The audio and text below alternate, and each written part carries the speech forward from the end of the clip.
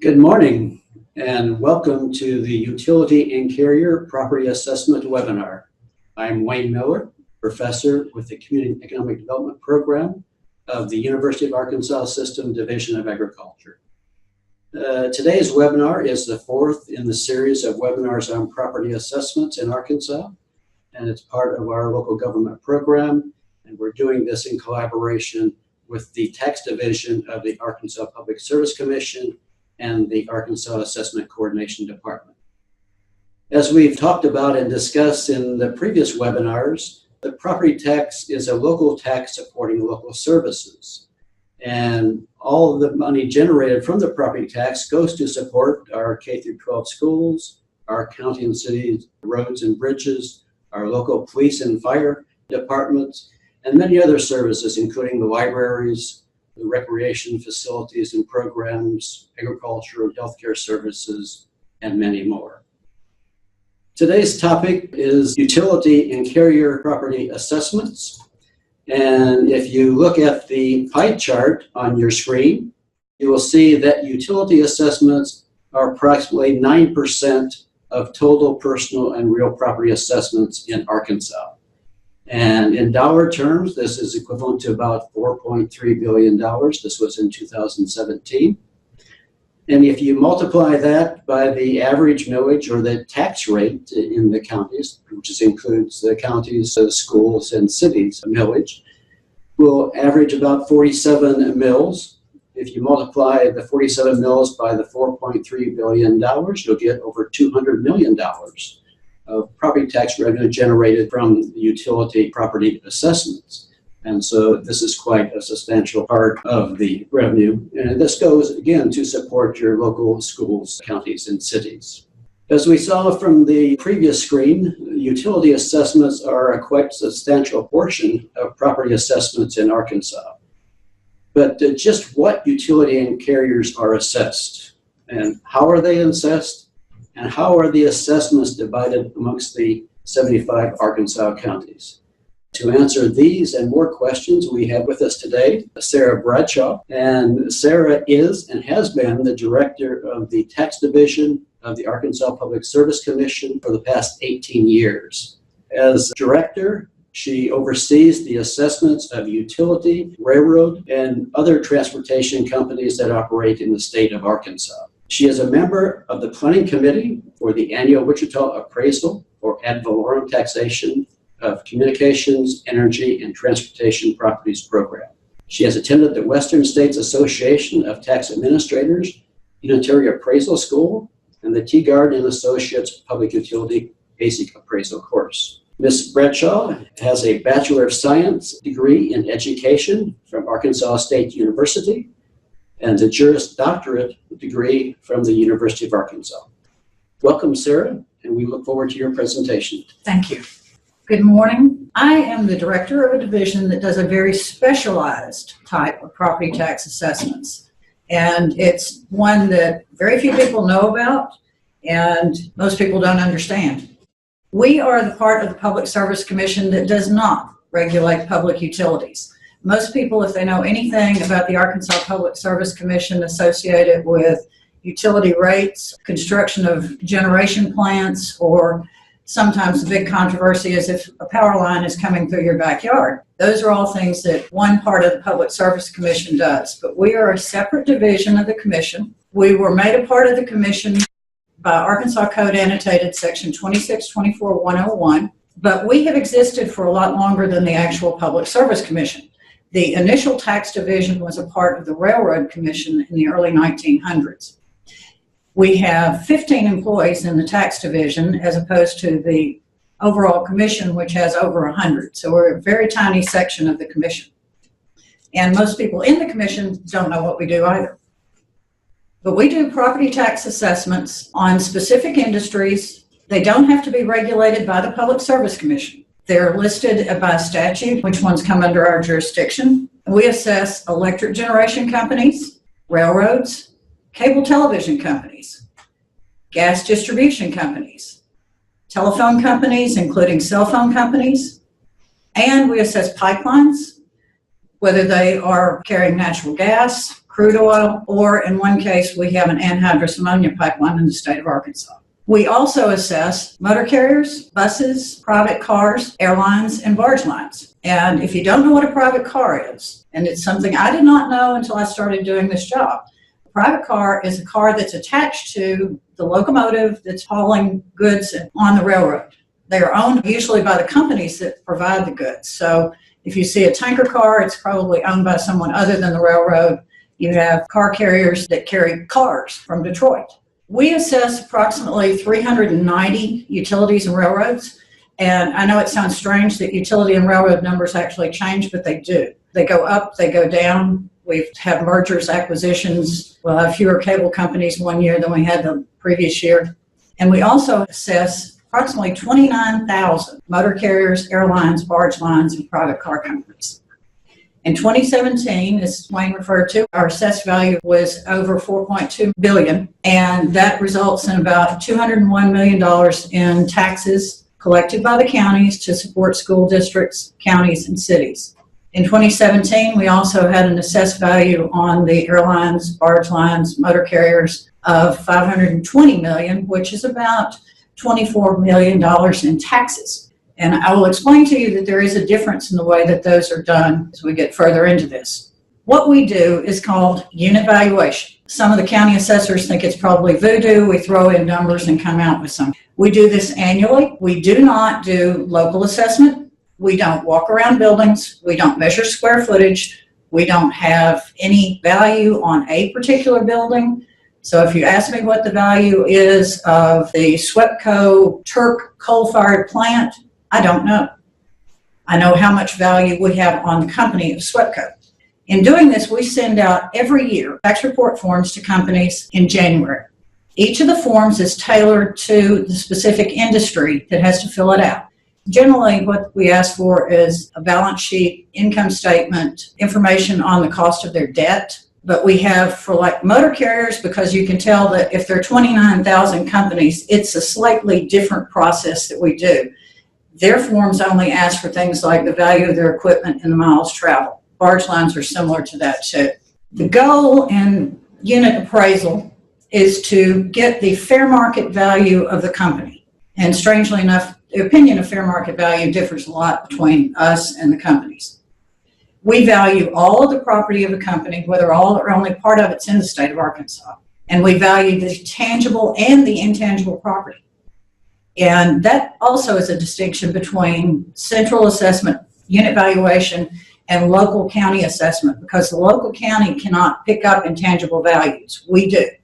And we have companies like cell phone companies that have less real physical property and more intangible property because their value is really in the licenses that they have from the FCC to operate. So those things are included in our valuations, and they're assessed on that. We calculate the value using a cost approach, which is historical cost less depreciation, a stock and debt approach, which is the value of all of their stock and long-term debt, and a capitalized income approach. On most companies, we will put a value on all three of those, and then we weight those approaches to get to an actual final total unit value. So for telecommunications companies, the cost approach is weighted 40%, stock and debt 10%, income 50%. For electric companies and gas distribution companies and pipeline companies, we generally weight the cost at 30%, stock and debt at 10%, and the income at 60%. We do also have some companies like small local telephone companies and electric co-ops that we value solely on a cost approach because we can't get the information we would need to do anything further because they're small, and a lot of times with the local telecommunications companies, the landline companies, they're very closely held corporations. Once we have the unit value, or the fair market value of the entire company, we have to allocate that value to the state. We have companies that are 100% within the state of Arkansas, and then we have some that have less than 1% of their property is actually in the state of Arkansas. If you look at the pie, if you think about a company like Entergy Arkansas, the whole pie, with just a small slice removed, would represent Entergy because over 90% of Entergy Arkansas's property is in Arkansas. But we also assess Entergy Mississippi, Entergy Louisiana, and Entergy New Orleans. Those companies all own a portion of a generation facility in the state of Arkansas. So their value is represented more likely by the slice of pie because it's a much smaller percentage in the state of Arkansas. We have some companies like railroads. The major railroads in Arkansas don't have huge percentages of property in the state, but they have very large values. So the assessments on those companies, even though the percentages are small, are fairly sizable. We use factors such as percentage of gross and net property, percentage of gross and net income. We use miles of pipe for pipelines, miles of track, car, and locomotive miles. There are some companies that we don't, you can't get all the same statistics for because if you have a pipeline, those pipelines don't really have Arkansas income, so we can't use that factor. They don't stop and collect anything in the state of Arkansas, so they don't have an income number. So for those, we use things like gross and net property and miles of pipe. The railroads, we use multiple factors on that include things, miles of track, system-wide and state. We try to use at least 2 factors to determine the allocation to the state of Arkansas. And in some cases, the allocation factor alone is one of the questions or one of the bones of contention between us and the utility companies or the railroads, because that small change in the allocation factor can make a large change in their Arkansas assessed value. Once we have determined the unit and an Arkansas assessment, the companies receive preliminary assessment worksheets. Sometimes we usually send those out around May because the forms come back in March. Actually March through April, we start getting the forms back in from the companies, and we have to process those pretty quickly. So we will send it, if they request it, they get a preliminary assessment worksheet, and they are entitled to, if they request in writing, a pre-assessment hearing. To make it easier on them, there's just a checkbox on the form that says, do you want a pre-assessment hearing? Yes, no. We consider that to be a written request. The pre-assessment hearing is not really a formal hearing. It's a meeting with those of us in the tax division who do the utility and railroad assessment. So there are 4 of us generally that they will meet with. The companies will come in with errors that we might have made where somebody put the wrong number in, or general disagreements over the income stream that was capitalized, the capitalization rate that we used. There are any number of small things that we will deal with them, and we negotiate a value normally that's agreeable to both parties. And what our goal and their goal is that we don't want to have appeals because they're fairly costly and they don't want to do that. We don't want to do that unless we have to. Once we have those values for the state, we have to have them approved by the 2 commissions that we report to. The Arkansas Public Service Commission approves the assessed values for all the utilities. And then we send the railroad assessments are approved by the highway department, or actually the transportation department now. And so their name was changed, I think, 2 years ago in legislative session. After we have those approvals, we send notices of assessments to the utilities and the railroads. They have a 30-day period to appeal. And as I said, most of these are agreed upon, especially the large companies where we come to an agreement. We don't have a lot of appeals come out of Arkansas. We do have some. That same pipeline appeal for 4 years running. So I generally know who's going to appeal before it ever happens. But the appeals are filed with either the Public Service Commission or the Arkansas Department of Transportation. The Department of Transportation gets the railroad appeals and the carrier appeals. And then the Public Service Commission would get the utility appeals. But there is some distinction that can be made. If it is an equalization question, then the commission would hear that because they are, by law, the Board of Equalization for utilities and railroads. As opposed to a county Board of Equalization, the Public Service Commission is the Board of Equalization for utilities and railroads. So there are some instances when a railroad would file an appeal with the Public Service Commission. During an appeal, which is a formal process of a hearing before the commission, an order from the commission, then an appeal, then you can take it up if they're still dissatisfied or we're dissatisfied, we can take it up to the Pulaski County Circuit Court. From the Circuit Court, it then goes up to the Arkansas Supreme Court or to the Court of Appeals. So during that time period, generally their property taxes will come due while the appeal is pending. They have to tell the county in writing that they're protesting the tax bill. So this is the county collector who gets this. This is after we have done the assessments and the county collector has sent the bills. They have to send in writing a notification that they are paying a specific portion of the bill under protest. And they cannot say, as we had one company try, we're protesting at all, because they're not. The disputed portion of the bill, when it's collected, has to be placed in the ad valorem tax protest fund, which is established by the counties where the utility is located that's appealing the assessment. And that fund stays until such time as all the litigation is completed, and it is either distributed back to the utility if they prevail, in part to the utility if they prevail in part, or all of it goes back to the county if we prevail. Once we have a state value, we have to allocate it back to the counties where the utility or railroad has property. To do this, we get forms at the same time we get the report forms in. We get what are called distribution schedules. The distribution schedules have to give us the location of all of the utility and railroad property by county, by city, by school district. They have to specify exactly where all of those things are located. We utilize their information. We are not responsible for finding the location of their property. That actually was the subject of a case that's fondly referred to as the dam case, which is Arkansas County versus DeShay County, where two counties were disputing the location of a hydroelectric facility, and each one of them wanted it to be assessed for their county and not for the other county. There was some question as to whether we were responsible for saying where it was located, and the Arkansas Supreme Court thankfully said we were not. It is the responsibility of the utility or the railroad to tell us exactly where their property is located, and we utilize the information they give us. The values are certified out to the counties based upon a percentage. We have to do this by July the 15th of every year, and the certification is based upon the percentage of tangible property that a utility or railroad has in the county. The tax on the assessed value is then billed and collected by the counties based upon the local millage rates. I can give approximations because we have a statewide average millage rate, but I don't know what any specific millage rates are. So it is the local millage rate that applies to whatever school district the property is in, the city, the county where the property is located. And this money does, as Wayne said, go toward the schools and the cities and the counties. The other companies we assess, the motor carriers, airlines, barge lines, and private car companies, are slightly different. We do not certify their personal property assessments back to the counties. So we are not under the same deadline of July the 15th. And this only applies to their personal property.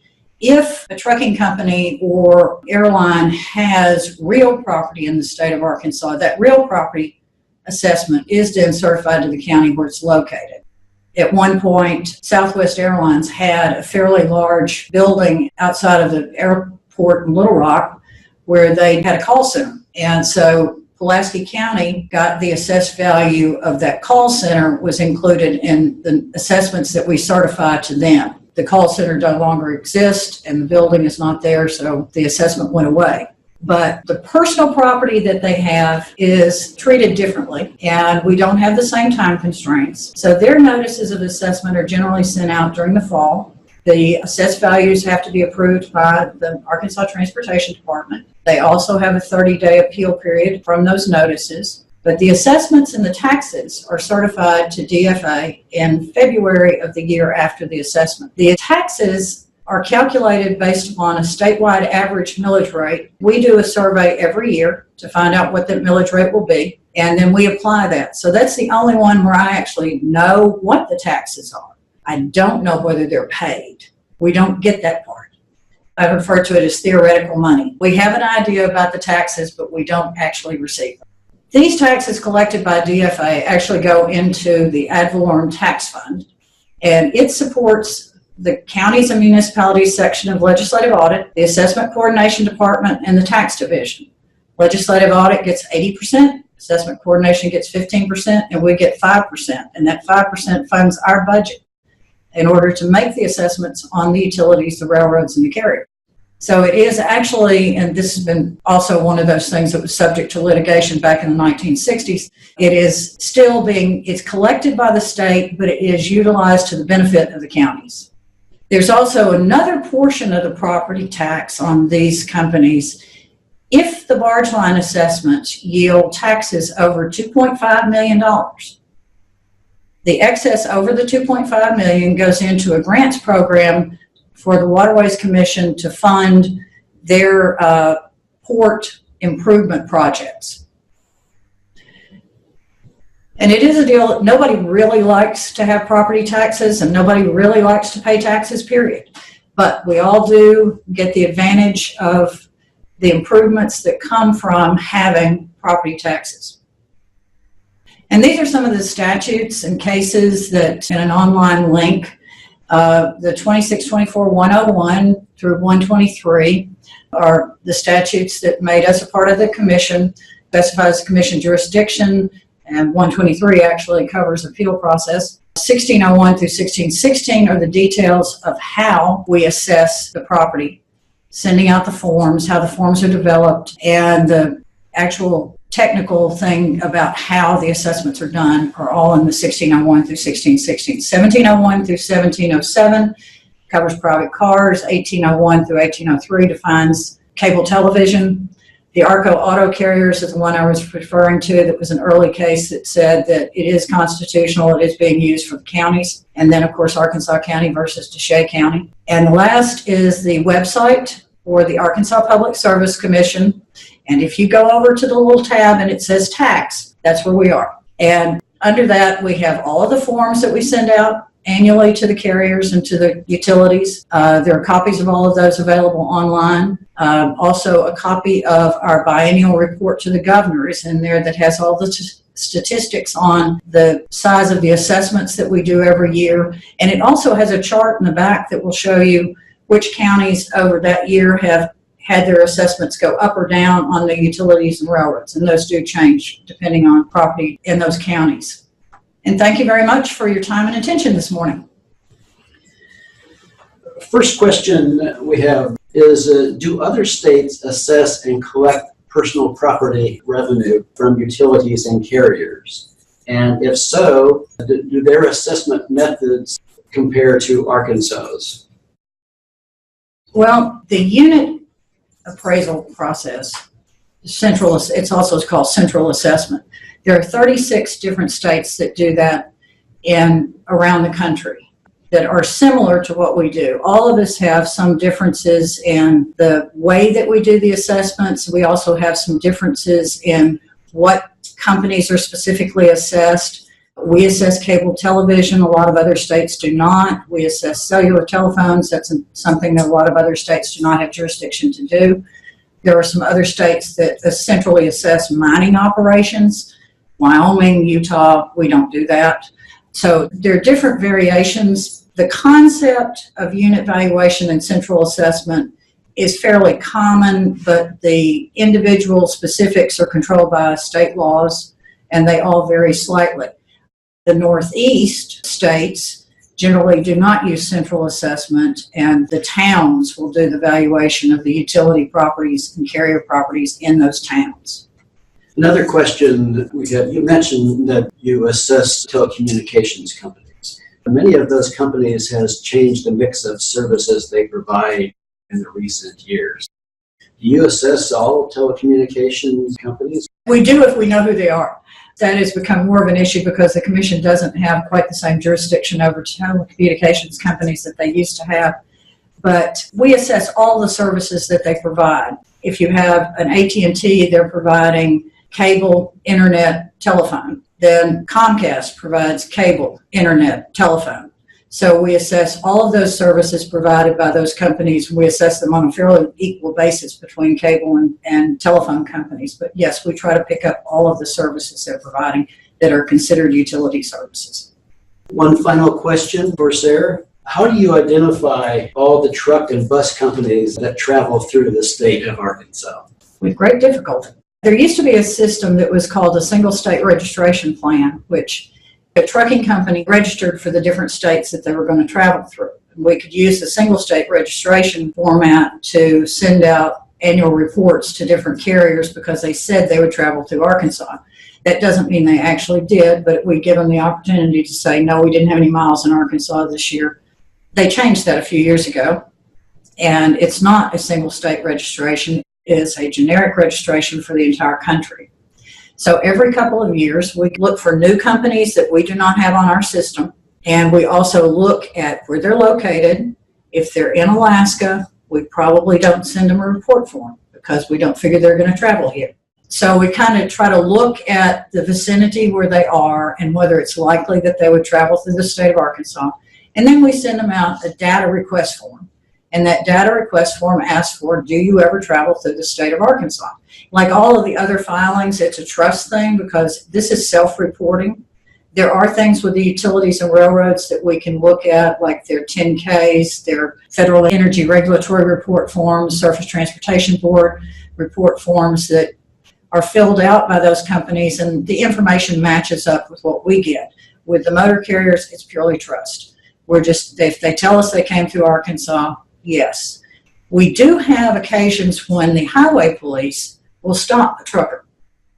And when they do, they will check and see whether they have assessed and whether they have paid taxes. And those are ways that we also pick up companies.